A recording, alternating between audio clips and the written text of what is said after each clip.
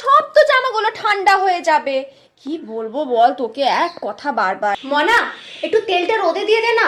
দেখ রোদটা কি ভালো পড়েছে, তেলটা একটুখানি গলে যাবে, একটু রোদে দিয়ে দে। A few moments later. কি রে, কখন বললাম তেলটা রোদে দে, তেলটা দিলি না? রোদটাই তো একটু বাদে পড়ে যাবে, এবার কি হবে? কিছু বলার নেই তোদের কি আর। মনা, মনা, যা তো সোয়েটারগুলো রোদে দিয়ে আয় তো।